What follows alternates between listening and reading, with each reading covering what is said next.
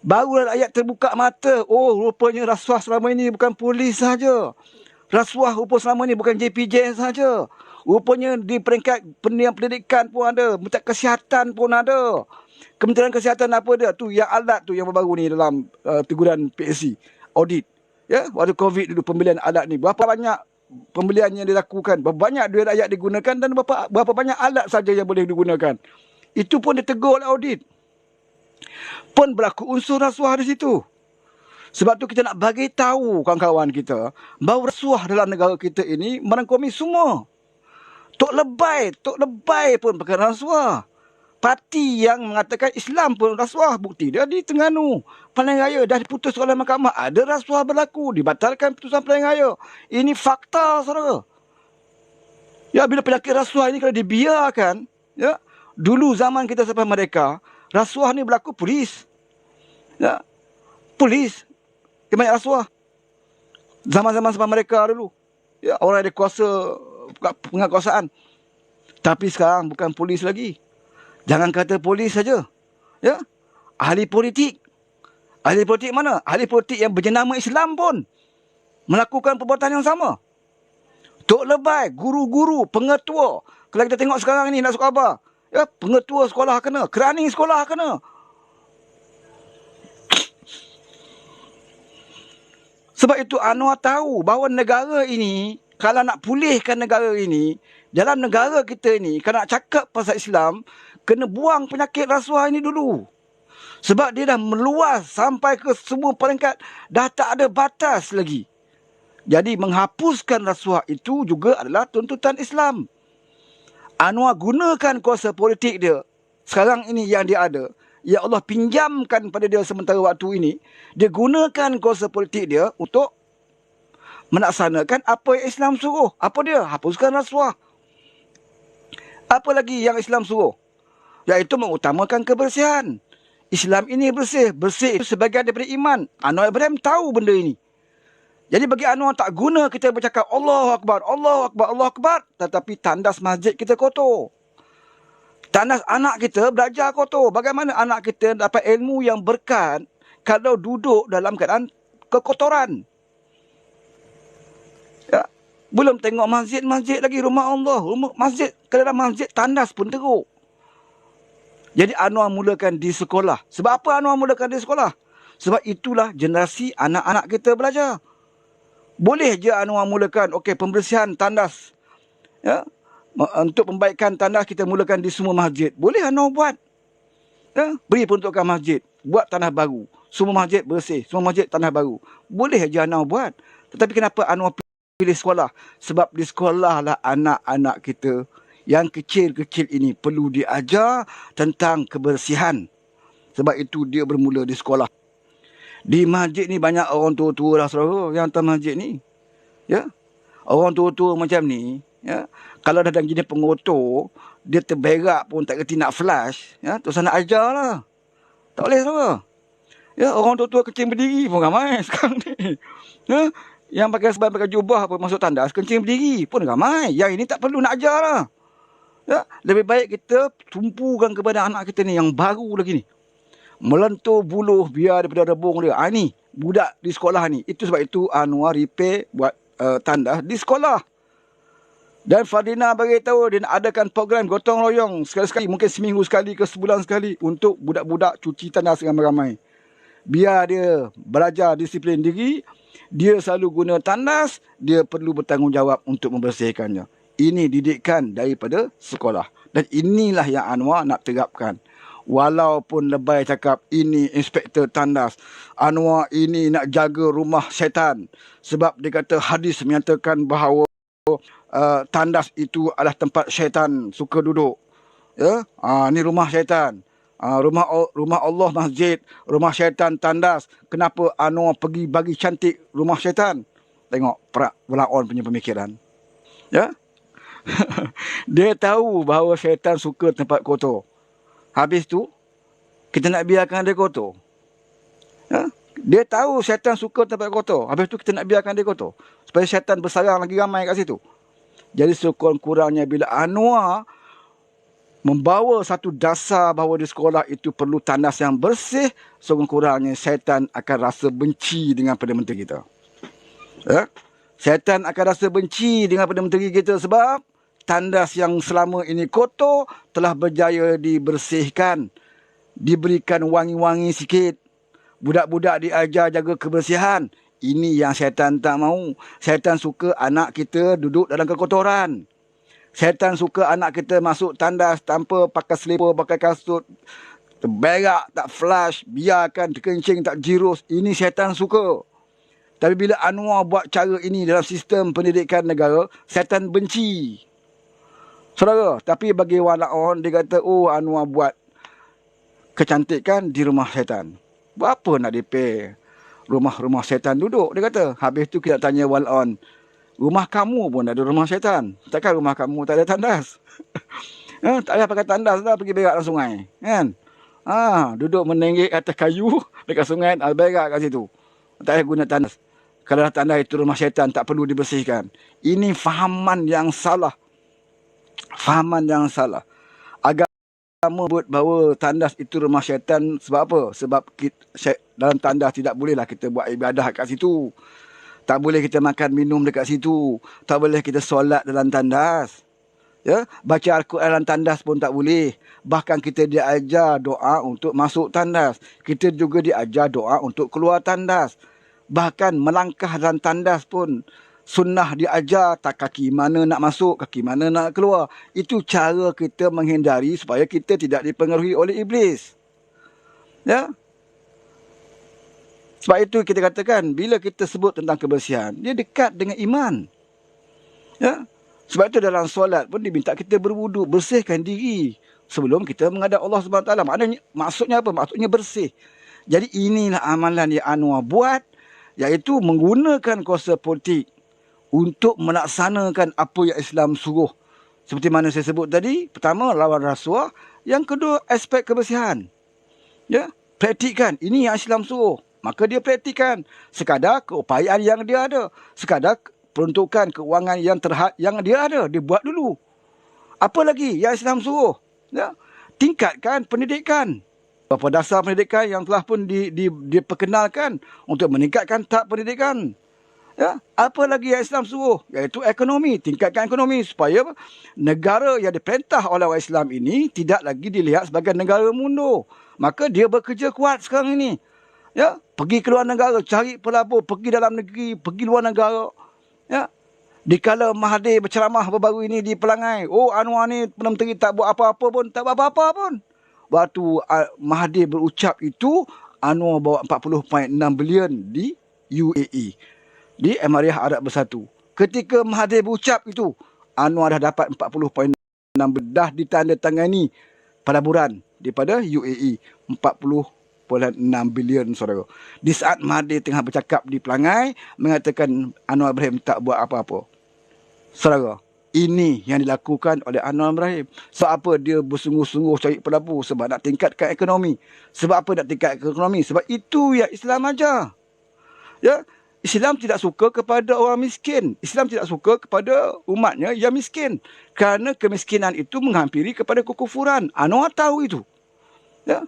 Bukan kita mengatakan orang miskin akan jadi kafir atau kufur. Tidak. Tapi kemiskinan menghampiri kepada kekufuran. Kalau kita biarkan ramai masyarakat kita, terutamanya orang Islam, berada dalam tahap kemiskinan, ianya lebih hampir kepada kekufuran. Ya. Jadi sebab itu sebagai kerajaan, dia bertanggungjawab. Sebab itu dasar dia untuk menghapuskan kemiskinan tegar itu adalah salah satu cara di mana itu yang Islam ajarkan. Kemiskinan tegar. Nak menghapuskan kemiskinan memang tak ada. Kemiskinan dalam dunia ni sampai akhirat, sampai kiamat, tetap ada kemiskinan. Sebab itu ada hukum fitrah dan zakat. Tuhan tahu orang miskin tidak boleh dihapuskan. Tetapi sebagai kerajaan, kalau orang miskin tidak boleh dihapuskan, kita kena hapuskan kemiskinan tegar. Kemiskinan tegar ni apa dia? Dia lagi teruk pada orang miskin. Ya, dia lagi teruk pada orang miskin. Dia tidak ada apa-apa. Ya, dia tidak ada apa-apa. Kais pagi makan pagi, kais petang makan petang. Nak beli susu anak pun tak ada. Ini kerap kali Anwar sebut. Ini dia maksudnya kemiskinan tegar. Nak beli baju sekolah anak pun tak ada. Susu anak pun tak ada. itu kemiskinan tegar. Dan ini yang sedang diusahakan oleh Datuk Seri Anwar Ibrahim. Dan kita doakan sebagai usaha dia ini berjaya. Jangan kita sabotaj. Jangan kita dengki. Jangan kita pelekehkan. Waktu kita ada kuasa, kita tak buat. Waktu kita berkuasa 33 bulan, usahakan nak hapuskan kemiskinan tegar. Yang dah kaya pun jadi miskin. Berbanyak kilang tutup. Berbanyak hotel tutup, tidak beroperasi. Berbanyak orang tak bekerja. Bukan sekadar tak bekerja. Berapa ramai yang bunuh diri waktu 33 bulan kamu memerintah? Berapa ramai yang terpaksa makan angkat bendera putih? Hari ni orang cerita pasal beras. Tak ada lagi orang angkat bendera putih kerana beras. Tapi zaman Muhyiddin, bukan beras sahaja. Ya? Satu apa pun tak ada kat rumah. Tak berasap dapur. Angkat bendera putih, saudara. Nak makan. Ya? Ya, ketika kamu jadi kerajaan, kamu tak buat apa-apa. Bila Anwar buat, kamu pelekehkan. Kamu persendakan. Apa yang tidak Anwar buat, kamu tidak persendakan. Ya? Anwar pergi jumpa anak murid, minta nombor telefon pun kamu pelekehkan, kamu persendakan. Anwar terlanggar artis perempuan pun kamu kata Anwar menggatal. Anwar pergi konsert KFC pun kamu kata Anwar penganjur maksiat. Anwar naik atas member masjid pun kamu kata Anwar berbohong. Semua yang Anwar buat, semuanya kamu persendakan dan kamu hina. Seolah kamulah manusia yang paling baik. Sedangkan bila kamu jadi kerajaan, terserlah kamulah pemimpin yang paling bangsat, yang tak boleh buat apa-apa pun untuk rakyat. Ini yang perlu kita sedarkan, ya, kepada masyarakat. Supaya masyarakat lebih bijak memilih pemimpin. Bukan kerana emosi, bukan kerana perkauman, bukan kerana agama. Tapi pilihlah pemimpin dengan kematangan kita, keimanan kita, dengan akal yang Tuhan berikan. Ya. Jadi apa dia punya kelebihan ataupun kesimpulan yang kita perolehi daripada kemenangan Barisan Nasional di Pelangai? Saya dah siapkan beberapa perkara. Yang petang tadi pun saya dah ulas sekejap dalam Rumiani. Saya sebut ya, kesan daripada kemenangan BN di Pelangai. Pertama apa dia? Iaitu membuktikan bahawa kepimpinan PMX diterima di kawasan majoriti Melayu, di kawasan majoriti Fedah. Terselah bahawa mereka menerima kepimpinan Datuk Seri Anwar Ibrahim. Kalau mereka tak terima, mereka sudah pasti tidak memberikan kemenangan kepada calon Barisan Nasional. Ya? Nah, itu yang pertama, iaitu mereka majoritinya menerima kepimpinan Datuk Seri Anwar Ibrahim. Walaupun Mahathir kata Anwar ni hanya dapat sokongan orang Cina saja. Ya, tak dapat sokongan orang Melayu. Dan terbukti hari ini di kawasan majoriti Melayu, di kawasan majoriti Fedah, bahawa kepimpinan PMX itu diterima. Yang kedua apa? Kepimpinan Zahid Hamidi sebagai Presiden UMNO juga diterima sekarang ini. Ya? Walaupun orang kata ahli UMNO tak sepenuhnya memberikan sokongan pada Zahid, tetapi nampak semakin lama semakin meningkat sokongannya. Ya, kerana kita tahu Pelangai merupakan kubu kuat UMNO Barisan Nasional. Daripada dulu lagi, ya, dari zaman sebelum Tok Nan Yaakob lagi. Ya, memang Pelangai ini ada kubu kuat UMNO Barisan Nasional. Kalau calon Barisan Nasional yang Zahid sendiri letak sebagai calon baru ini menang, ya, dengan majoriti hampir 3,000, maksudnya apa? Maksudnya ahli-ahli UMNO dan juga Barisan Nasional di kawasan Pelangai memberikan sokongan kepada kepimpinan Zahid Hamidi sebagai Presiden UMNO dan juga pengerusi Barisan Nasional. Ya, itu hakikat dia. Apa lagi yang kita belajar daripada kemenangan BN di Pelangai? Ya, iaitu kerajaan perpaduan, ya, antara Pakatan Harapan dan juga Barisan Nasional, terutamanya di Semenanjung, ya, dan juga GPN dan Warisan GRS di Sarawak diterima juga oleh majoriti masyarakat Melayu di kawasan Pelangai. Mana kerajaan perpaduan telah mula diterima oleh rakyat di kawasan kampung dan juga di kawasan Fedah. Okey. Apa lagi kesan daripada kemenangan di Pelangai? Ini membuktikan warga Pelangai faham dan warga Pelangai sudah mula bahawa usaha-usaha yang dilakukan oleh PMX dan juga kerajaan perpaduan di dalam menangani isu-isu Fedah telah mula, ya, mendapat sokongan daripada warga Fedah itu sendiri. Ya. Jadi situ membuktikan bahawa apa yang Datuk Seri Anwar Ibrahim lakukan kepada Fedah dengan menghapuskan hutang Fedah contohnya, dan juga meningkatkan, ya, kemudahan lampu jalan di kawasan Fedah, sekolah-sekolah di Fedah, ya, dan juga pusat rawatan sakit pinggang tu kan. Saya nak sebut pun tak kerti tu. Ya, di Fedah telah mendapat keyakinan dan juga kepercayaan daripada warga FEDA. Kerana Dun Pelangai mempunyai 3 FEDA. Ya, mana kemenangan UMNO Barisan Nasional di FEDA membuktikan bahawa mereka dah terima segala usaha yang telah dilakukan oleh PMX dan juga Kerajaan Perpaduan.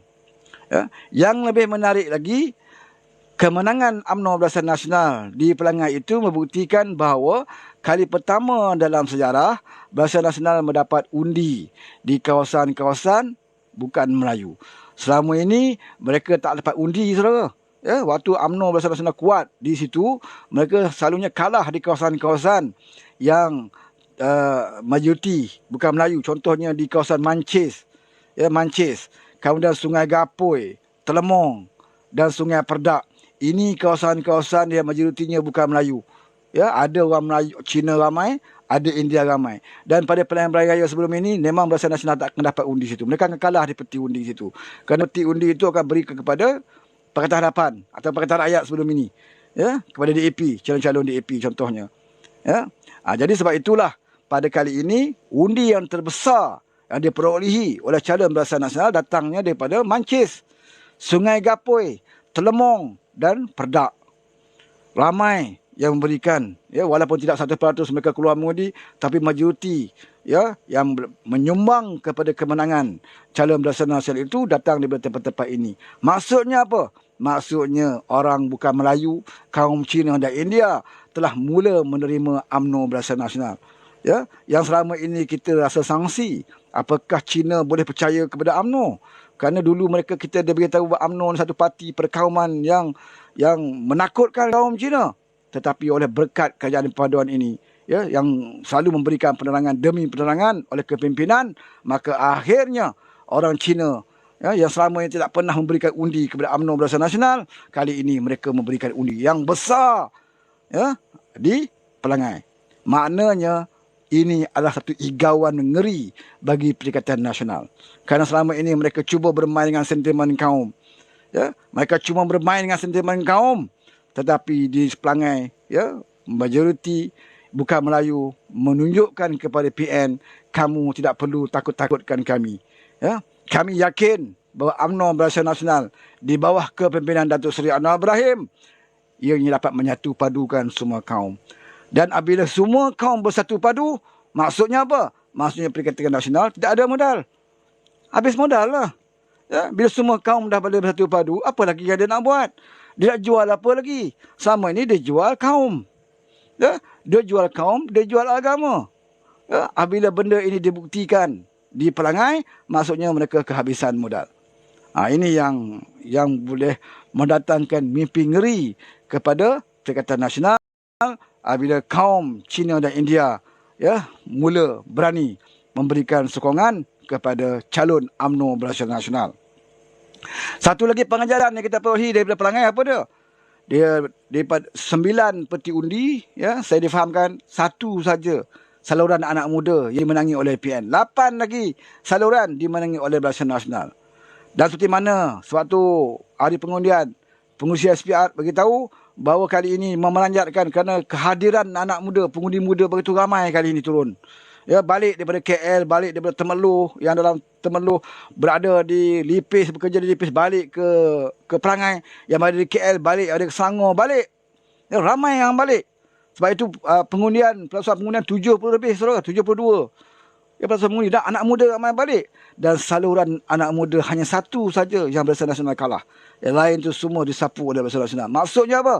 Maksudnya anak muda tidak lagi berfikiran seperti mana PRU 15 yang lalu.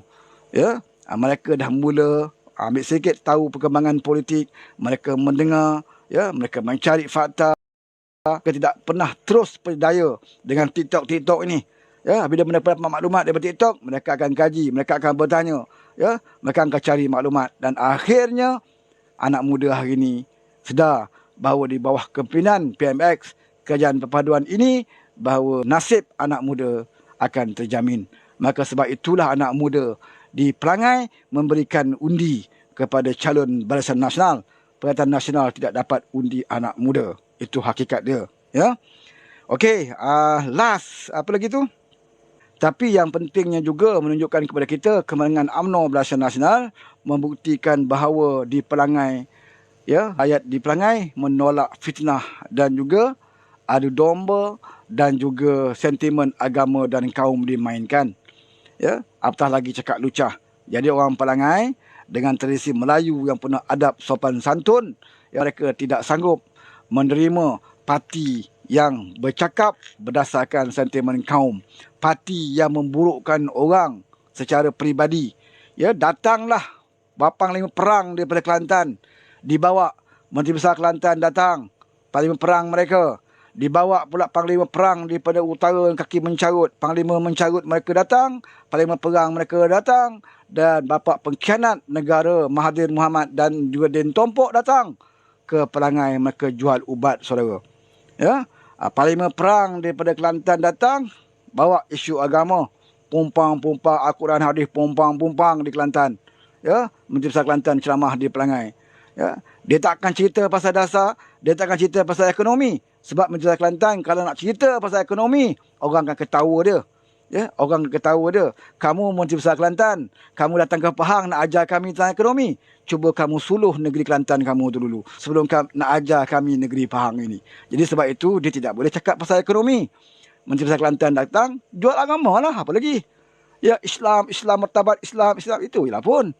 Ya, yang dia boleh buat. Dia takkan nak cerita pasal, wahai tuan-tuan, saya Menteri Besar Kelantan, kalau tuan-tuan beri undi pada kami di Pahang ini, Pahang ini akan jadi seperti negeri Kelantan. Ya, saudara-saudara di Pahang boleh menikmati teh tarik dengan percuma. Takkan dia nak kempen macam tu. Ya, takkan dia nak kempen macam tu.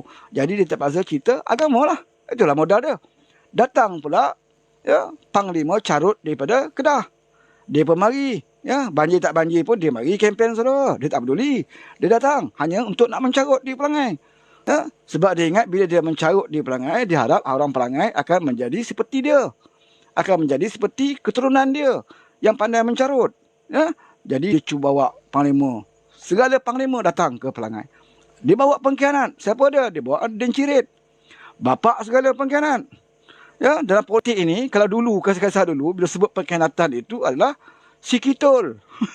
Kisah Sikitul dan Madalia, Raja Madalia dan Sikitul. Ini sejarah. Ya, sejarah moden akan datang akan tertulis. Ya, pengkhianatan itu adalah Den Cirit ataupun Den Tompok.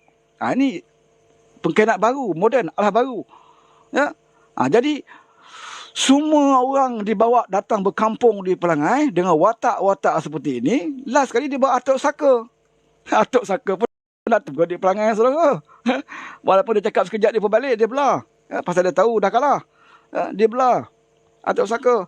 Dan sepanjang ucap, sepatutnya dia sebagai Perdana Menteri yang pernah jadi Perdana Menteri 22 tahun. 22 tahun jadi Perdana Menteri, 22 bulan jadi Perdana Menteri. Sepatutnya apa yang dia ucap itu adalah tentang dasar. Ceritalah sikit dasar faedah ke, dasar orang Melayu ke, ekonomi ke, pelaburan. Sepatutnya begitu. Sebab dia negarawan. Dipanggil sebagai negarawan konon-kononnya. Ya? Tapi sepanjang ucapan dia serang peribadi Anwar.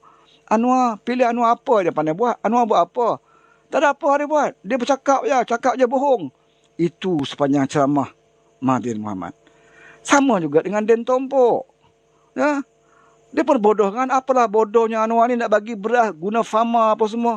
Apa kaitannya kamu? Yang kamu sakit hati sangat. Fama bantu kerajaan pasal apa? Kalau kamu sendiri jadi kerajaan dulu, kamu tak gunakan agensi kerajaan untuk bantu rakyat. Kalau Anwar gunakan agensi kerajaan bantu rakyat, kenapa kamu sakit hati? Ya? Waktu kamu jadi Perdana Menteri, pernah kamu gunakan agensi kerajaan untuk bantu rakyat? Yang hantar beras, gula, tepung pada rumah-rumah yang angkat bendera putih itu adalah NGO. Ketika itu ada slogan rakyat bantu rakyat. Tak ada NGO yang bantu. Sebab apa? Kamu tak peduli. Kamu sibuk main golf waktu itu. Ya? Waktu rakyat tengah lapar, kamu sibuk main golf. Kamu sibuk dengan jana wibawa kamu. Yang anak menteri sorok minyak masak. Yang menantu kamu pun sakau waktu itu. Waktu itu rakyat susah, rakyat bantu rakyat. Yang angkat bendera putih, yang hantar makan beras itu adalah NGO yang hantar. Ya? Bila Anwar Ibrahim minta agensi kerajaan, tolong Fama ada pembuah pertanian juga. Ya, minta tolong hantar. Itu pun kata Den Tompok. Apalah bodoh Perdana Menteri minta tolong Fama hantar beras. Saudara, Inilah orang yang hasad dengki, saudara. Sebab tu saya nak bagi tahu, kalau kita ada seketul daging busuk dalam hati kita, kita tak boleh nampak orang buat baik kebaikan. Semua kita akan hina. Dan selagi kita ada sifat dengki, percayalah saudara takkan boleh tidur malam. Saudara takkan tenang sepanjang masa sampailah saudara mati. Ya? Sebab apa? Bila kita ada dengki dengan orang, kaya manalah kita, banyak duit macam manalah kita takkan hidup tenang. Sentiasa kita hidup tidak tenang, tak boleh tidur malam sebab kita dengki kepada orang. Tengok Anwar, serang macam manalah dia. Ya? Dia buat kerja dia. Happy kita tengok air muka dia tak pernah nampak tertekan. Dia boleh berbincang dengan pemimpin-pemimpin negara dengan wajah ceria. Dia boleh bertemu dengan pelabu-pelabu, berbincang, bergurau senda dengan pelabu dengan wajah ceria. Tak ada tekanan pun pada wajah dia. Dia balik Malaysia, dia buat kerja macam biasa. Dia jumpa rakyat, dia sambut dengan macam biasa. Dengan wajah ceria. Tak ada pun kesan tekanan pada muka dia. Walaupun siang malam dia dipanah dengan panah-panah fitnah. Tetapi kita tengok muka Udin Tompok, tengok muka Mahathir, tengok muka ada nampak ceria. Muka masing-masing semua tertekan. Sebab apa? Sebab dalam hati ada dengki, busuk hati. Sebab itu Tuhan tak bagi ketenangan pada mereka. Sebab itulah mereka meroyan siang malam. Kerana apa? Kerana dalam sifat mereka ada seketul daging busuk yang ada dalam hati mereka. Jadi kita sebagai penyokong, terutamanya bagi anda di atas pagar, ya, bagi walaun-walaun yang dah makan kencing lebay hadi, tak boleh nak buat apa dah. Tapi bagi anda yang masih boleh diselamatkan, ya, pandanglah sikit wajah pemimpin yang ada. Pandanglah geriak kerja, ya, apa yang mereka lakukan. PMX lakukan. Apakah semua yang dilakukan tak betul? Apakah semua yang dilakukan itu melanggar Islam? Apakah pemimpin kamu melakukan semuanya bertepatan dengan Islam? Ya, kita lihat di situ, saudara. Di situlah kita boleh buat pertimbangan mana pemimpin yang patut kita sokong. Ya, jadi di antara 6 ke 7 perkara tadi adalah pengajaran daripada apa keputusan di Dun Pelangai. Ya, kita menang di Pulai, kita menang di Simpang Jeram, kita menang di Pelangai. Ya, bagi mereka nak balas di Kemaman. Saya nak bagi tahu di Kemaman ni, kalau kita menang bonus, kalau kita kalah status quo, ya, paling berasal tak ada apa-apa pun. Menang bonus, kalah status quo. Saya mengharapkan agar mereka meletakkan Mahathir sebagai calon di Kemaman, supaya Mahathir boleh menjadi ahli parlimen. Kita nak tengok Mahathir berdepan dengan Anwar secara berdepan. Tak adalah sejarah lagi berlaku. Ya, dua tokoh ini akan berdebat berdepan. Tak ada, saudara. Kali ini kita nak lihat supaya Mahathir berada dalam parlimen, supaya dia berdepan dengan Anwar. Baru kita tengok sama ada Mahathir ini, dah tua-tua Mahathir ini, apakah dia ada latu-latu lagi, ataupun latu-latu pun tak ke mana pergi. Jadi kita nak tengok. Sekarang ni dia berkokok kat luar banyak. Ya? Bagi peluang Mahathir masuk parlimen. Kalau bagi PAS, dia yakin Kemaman dia boleh menang. Itulah tempat terbaik untuk letakkan Mahathir. Ya? Walaupun dia dah hilang deposit kat negara. Kat Kedah itu dia hilang deposit. Selamatkan Mahathir cepat sebab dia penasihat kamu. Kamu letak dia sebagai penasihat 4 negeri. Takkan kamu tak boleh bagi dia menang. Ya? Apa guna kamu angkat dia sebagai penasihat kalau kamu tak boleh bagi satu kerusi pun pada dia? Ya? Kena bagi pada Mahathir bertanding di Kemaman. Dan kalau kamu yakin Kemaman itu boleh menang, kita pun nak sangat supaya Mahathir berada dalam parlimen, supaya Mahathir boleh berdepan dengan Anwar Ibrahim. Tetapi ini mungkin tidak menyenangkan hati beberapa kerat daripada Bersatu. Sebab kalau Mahathir berada dalam parlimen, takkan Hamzah nak lepaskan jawatan Ketua Pembangkang kepada Mahathir. Mahathir tentulah jadi Ketua Pembangkang. Dia tokoh hebat, bekas Perdana Menteri, mesti jadi Ketua Pembangkang. Jadi Ketua Pembangkang, Hamzah Dolmat ini, terpaksa dilepaskan. Jadi banyak benda yang mereka fikirkan. Nak letak Mahathir, mungkin mendapat tentangan daripada rakan daripada Bersatu. Jadi biarkanlah mereka bercadaru, saudara. Ya? Sebab kecadaruan itu akan tetap menghantui mereka. Sebab mereka tidak akan pernah tenang selagi mereka ada niat jahat kepada PMX. Jadi sementara